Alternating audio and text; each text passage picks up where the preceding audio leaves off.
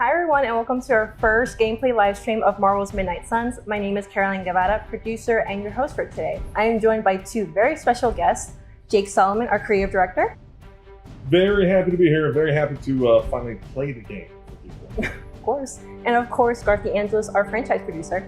Thank you so much. Happy to be here as well. Awesome. Well, thank you guys so much for joining us.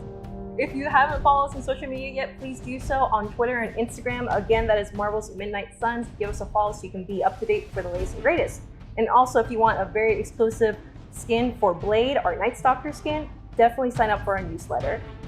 We're into some pretty incredible stuff, Caroline and Jake. All right. Which we are ecstatic to show the world.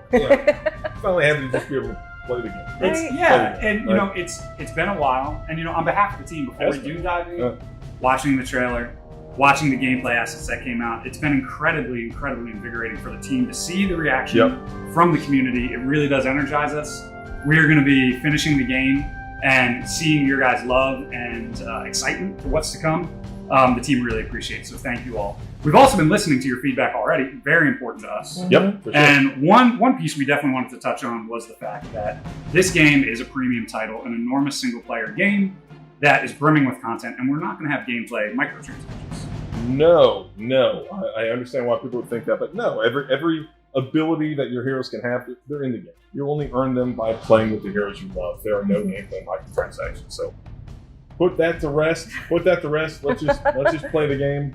Let's get Let's into go. this Let's play, guys. World. Let's go. Yeah, let's do it. Jake, you and I used to play another game. We did. We're not quite in Kansas anymore, are we? This looks, No. This looks a little bit different. So you're in control of the Hunter, moving her in real time there. You're at the Abbey, which is an entirely new superhero headquarters that we created with Marvel. Every cool superhero team has to have a cool superhero headquarters. This is ours. We're just showing the exterior. We're going to show more of the Abbey at the end of this mission. Today, we're really showing off combat. So we've got a couple of our squad mates here. We're going to head into combat. This is our Hunter. We've talked about how customizable they are. They can look very different from this. We're walking by one of the other characters on the team, Magic, my personal favorite character in the Midnight Suns. It also was incredibly important to us and the team to have a base that reflected something like we all knew and loved when we were kids with Marvel. Yeah. Avengers Tower, X-Men, and the X-Mansion. Now having your own base is such a staple that I think you need to do in a Marvel game. It's something that hasn't been done before. You now have your own. Yes, and ours, that's a big part of the game, is how it comes alive, how you live with these heroes. And we'll talk about that in a little bit. And so now what we've done is crossed over into this sort of interdimensional space we call Limbo. So Magic opens portals, you walk through Limbo, and you get to your next mission. And that's kind of one of her powers, and she can display this stuff in combat as well. Awesome. So we're going to just dive right into combat then? Yes. All right, We're going to play some combat. We are going to play some combat. And again, we are a tactics team through and through. I'm so proud of the designers we have here and the folks that work with Jake and the creative systems designers, but we've made something that you have not quite seen before when it comes to a tactics game. There's so much when it comes to the visual element of this, characters and how they're going to move and the superhero flair that you're going to see. But first, we wanted to slow down before we start playing this thing fast. Let's talk about what the mechanics are Let's talk about the abilities, right? Because, as you may have heard, the hero's abilities, they're dealt to you at the start of combat, and like a hand of cards. Cards? Yeah. A timeless game mechanic, by the way, right, Jake? What could be controversial about cards? Nothing, I assume. However, in case it is, I would understand why people would say, what? That's very different from anything we've done before. It doesn't actually, I want to make sure that people understand it doesn't play that different than things we've done before. But as Garth is playing, I'm going to explain how this whole system works. And the idea is that every character has their own abilities that the player is in charge of. So they can assign whatever abilities they want to Blade, to Doctor Strange, to the Hunter. They bring all those abilities into combat, and there aren't that many of them. So you're going to see all those abilities come up. But they're dealt to you as a hand of cards. And there's some really cool card categories too, right? Yes. So there's 3 different types of abilities that are really important. There's an attack, which Garth just did there. One of the benefits of abilities, treating them as a card, is we can put like really interesting effects on them. So we have tons of them. It's another benefit is we can make so many different abilities. We can give them interesting effects. One is an attack, which Garth showed off there with Blade. The next is a skill, which he just used with Doctor Strange. And that is the sort of thing that is a little more, could buff your allies, could be defensive. There are different ways to use it. But ultimately, the important thing is that by playing attacks, by playing skills, you're building up a resource that we call heroism. You can see this in the bottom right. That's...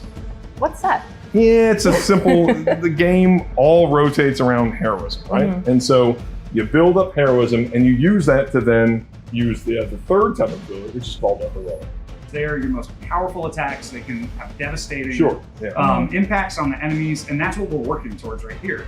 Now I have a few other plays. Before I use Doctor Strange's heroic, I'm going to use one of the Hunter's attacks to build up more heroism, which will make the heroic stronger. So right now the Hunter's in a great position to fire off this ability. Yeah, knock an enemy into another enemy. But you can also discreetly move your characters around the battlefield, and you'll have to be able to use different abilities or different effects in the environment. So now we're going to trick. I'm sorry. Oh no, you're fine. I was going to say, like, it seems like you have a lot of flexibility and freedom how you choose to play, like with your heroes. Yeah, you do. I mean, the idea is that the game is meant to move pretty fast. It's still very deep. I love that ability. That right. He just KO'd that person. By the way, he buried an axe in their head, and then they just were knocked gentle KO. It'll be okay. Knocked out. Right? After a few hours. Yeah, fine. But also, I mean, you saw that heroic ability. Our art team and our content team and all the disciplines that have worked on it, they have created these abilities that are in your face, incredibly satisfying to watch over and over. And the payoff. Yeah, they've really pushed the presentation of the abilities, and it's amazing to see. There are a lot of deep elements to combat here, and part of that is how different the heroes play. So we have a number of different abilities here, and in fact, actually, Garth, you can talk about what you're about to do here. Yeah, we're going to use a special skill from the Hunter, which is going to chain on and allow us to use a very, very powerful card in our deck. So Inspire allows you to play a heroic or a card that costs heroism for free. So that's what we're going to do with Hunter, and that's going to lead into this powerful ability. Yeah, and so the hero combo, again, a big attack. The way that you unlock these abilities is actually through the Abbey. So we talk about how the relationships that you have with these heroes, and this, it's very awesome and very powerful. You unlock these super powerful attacks by forming a relationship with the heroes involved. Last man standing. Oh, here we go. Ooh, Blade. Gotta go Blade. I mean, of course. So again, that's an encounter. You know, they play very, very fast. Why is it that for every one of these sites we take out, it seems like 2 more appear in their place? Patience. Hydra certainly lives up to their name. I've hunted an actual Hydra. That was easier. Easier than this? I live up to my name, too. Hell of a price Crossbones put on your head, Runt. Too bad he never said it had to stay attached to your body. Well, too bad for you. Big words for a dead man. You got one thing right today, Sabretooth. Heads are definitely about to roll. Oh, look. Another mangy stray.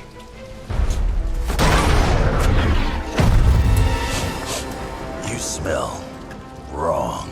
Compared to him? Good point.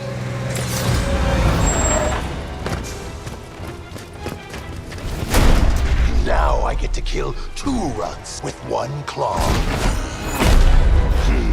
Maybe I should be paying Hydra. Hey guys, I would be lying if I would say I'm not excited about this very iconic duo, this battle between Sabretooth and Wolverine. Yeah, and as you saw there, just one of the cinematics. We have hours of cinematics in the game. Obviously, we're telling a very deep story, and part of that story, of course, is introducing these villains. And this is the first villain we've shown, but we have a large cast of characters, not just heroes. We've got, again, as I said, 12 Marvel heroes plus the Hunter. We also have a large cast of villains for the player to fight against. It's what makes Lilith so powerful. So again, she's the ultimate enemy. The thing that's cool about her, if you imagine the most dangerous people in the Marvel Universe, she's equally dangerous because she can corrupt people with a single touch. So not only you fight villains like Sabretooth here, but you'll fight what we call fallen, where Lilith has corrupted villains. She's corrupted even heroes that the player's gonna have to fight against over the course of the game. So yeah, very deep narrative. A lot of narrative comes out, not just through cinematics, but also you'll experience in-game as well. And now we're fighting against Sabretooth. And yes, you're right, this is an iconic matchup, right? Wolvie, the best at what he does. Yep. Sabretooth, kind of good at what he does. But he's deadly. Like, Sabretooth is a very deadly character. And so you're gonna have to require your entire team to take him out. All of our villains have a bunch of unique abilities and also a unique flair to them. Sabretooth, the idea behind Sabretooth is that he has an ability called Frenzy, and that means that every time you take an action, he may respond, right? So you have to be really careful. You have to be very efficient in what you do because Sabretooth responds very quickly. So you can take 2 actions, then he's gonna fight back. So you have to like anticipate when he goes on that frenzy, kind of. Yes, for now. But yeah, I mean, I love Sabretooth. We've introduced, here we're introducing Wolverine for the first time. This is where you meet him. This is pretty far into the game, probably. I mean, actually this game's very long, so not that far, but this is a good 10, 12 hours into the game when you meet Wolverine and you unlock him. So there are characters you unlock through play. This is the moment when you sort of meet Wolverine for the first time. And so again, Wolverine, a completely different play style, completely unique set of abilities. Can you go into his abilities a little bit more? Like what makes him so unique and different from the other characters? Yeah, so if you think about Wolverine, he's very savage. He has the ability to attack multiple targets. So he has what we call chain. He has a lot of ability that chain to multiple targets. And at the same time, he can taunt enemies. And that means that he can draw their fire. When he attacks them, then enemies target Wolverine after that. And that's great because Wolverine has the ability to regenerate health. He's very low on health here. Garth, you doing okay, bud? That's usual berserk. I'm gonna get some lifesteal on there if you want to mention that. No, that's fine. I believe in you, Garth. Like, you can do this. As you can see, Sabretooth, huge health bar. Heavy hitter. Definitely heavy hitter. Definitely a heavy hitter. And so that's good. Wolverine has got some lifesteal going on and sent that guy to the moon. But yeah, this is the problem with Sabretooth, right? Is that he just doesn't stop. And this matches how he is in the comics as well. Like, Sabretooth doesn't stop, Yep. So you have to always kind of be on your toes here. All right. What are we doing, Garth? Like, we got him. We got him. Okay. All right. Okay. I'm actually going to. You can position yourself, use the environment. Okay. Right. One thing that's worth pointing out is that as you move, you can continue to move until you use an ability, right? And so you can position yourself just perfectly. Until you use an ability, you can continue to move around the map. And the movement balance is one of my favorite parts as movement. If you play tactics, you know how critical it is. But it's this wonderful balance of you can choose to play more methodically and find that single precise movement position to take advantage of the enemies, but it's not every single turn, every single action you make that decision. Can't heal. Have to keep going.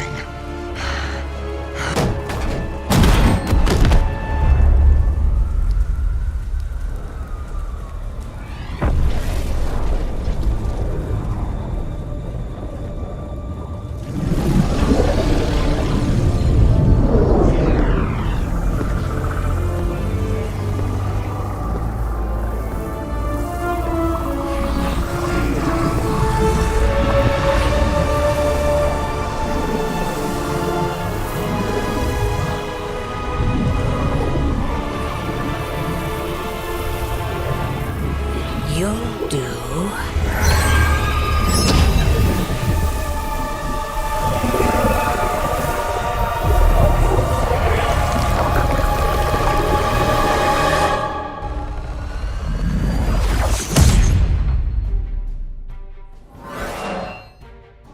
right, so we saw a lot of good gameplay, a lot of good abilities, just like amazing gameplay, of course. But this isn't just it, right, Garth? There's still a whole nother section to it. There's a whole other section. It is enormous. It is incredibly exciting. Again, we love tactics games, and changing what we did with the tactics design there wasn't enough. We wanted a whole other half of the game that was the RPG part of the tactics RPG. So we're going back to the Abbey now, and we're going to show you guys a little bit of a gameplay tease with what you can do within the Abbey. And we're going to start in the Hunter's Quarters. All right, let's do it. You can do an enormous amount. Obviously, after a hard day's work, you want to go back to your place of refuge. Right, you're wearing casual clothes. Right? Many outfits. We actually have a lot of outfits. That. And look at this room. It looks like some decorating could be done. Can you do decorating? Joan. Yeah, you gotta update the room. And yeah, there's ways to update not just the character, the room as well. Here's your beloved horse, Charlie. Right, your beloved hellhound Charlie, who loves you so much. You can, of course, pet the dog, and there's a lot of benefits to that as well. Are we going to be able to explore that a little bit more?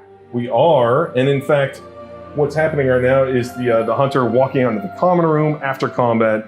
And so, again, this is really a social experience where after combat, all these heroes are hanging out, and you can choose from different heroes after combat to hang out with. And this is an important part of building a relationship. It is. It's one of my favorite parts of the game. Not only do you have fun in combat, you come back, and you have a very, very important choice to make, which is a whole other part of the Marvel fantasy, right? It's not just battling amongst these heroes, it's who do you want to hang out with, Nico Morono or Iron Man, right? Yeah, and there's a lot of benefit to this, right? There's not just a narrative benefit as they commiserate over their terrible parents. Oh, my dad's not watching, because I can commiserate with them as well. But yeah, then in addition to hanging out with heroes, you obviously get to have a deeper experience talking to different characters around the Abbey. We're kind of alluding here, like your dialogue choices can affect the Hunter's balance as well. I mean, it's an RPG. There's branching dialogue choices here. Right. You mentioned the light-dark balance. The role-playing portion of how you want to craft your hunter and their personality is incredibly compelling. And you'll be able to do that in spades in the Abbey. Uh-oh, what are we doing here, Caroline? You love the dog? I do. Can you walk your dog? I mean, it looks like it. The dog can walk with you. The dog's walking, leading me somewhere special. Okay, where are we going? So, this is just one of the many things that happens on the Abbey grounds. So the Abbey grounds are very extensive, which you can explore, and you should. And this is a lot of really interesting optional content that the player can come out here, explore the grounds, uncover a lot more narrative, a lot more gameplay. And so, again, we wanted this to feel like a living space. And so it's not just the interior of the Abbey, it's the exterior grounds as well that feel, appropriately supernatural based on our again, you think of the world of Marvel, it's not enough to just have a series of menus in between missions or a base that doesn't have a lot of content and substance to it. And the grounds really act as that, since they're overloaded with secrets and mysteries and deep, deep lore to learn more, even in other corners of Marvel that you may be surprised about, the background of the Hunter and Caretaker and other characters. Right. And there's so much more that we would love to show you. Keep going. Can we keep going? And we will. There's so much more to show you. And we will very soon. All right. All right, well, there you have it, guys. We have a little bit of gameplay, a little bit of Abbey, a lot of combat that's coming up as well. What's coming up, guys, in October, coming months? A lot. So we want to dive deep on some of the characters, like start to show more about these characters, and then show more gameplay. We just hinted at it with the combat and the Abbey, so we want to show more of that in the coming months. Awesome. Well, I'm pretty sure everyone's looking forward to it. Thank you so much, guys, both Jake and Garth, for joining us today and showing our fans, of course, like Marvel's Midnight Suns. Yes, we are very happy to finally be putting the game in play. Yeah, so it's incredibly exciting. Thank you all. Thanks for being with us. Yep, absolutely. All right, thank you, guys. If you haven't done so already, make sure to follow us on social media. Again, that is Marvel's Midnight Suns on Twitter and Instagram. Make sure to give us a follow. Also, sign up for our newsletter for the very exclusive Night Stalker Blade skin. Thank you so much for joining us today, and we look forward to sharing more.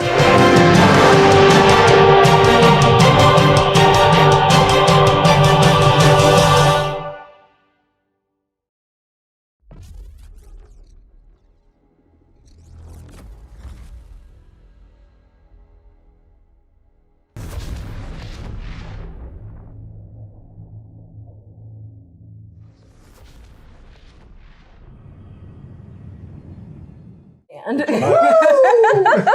Get you hyped. Yes. Don't do that. Come on. No, but we need the There are hypeness, of kids. course. There are Like, kids watching. Come on. I'm sorry, I get excited. I get very excited.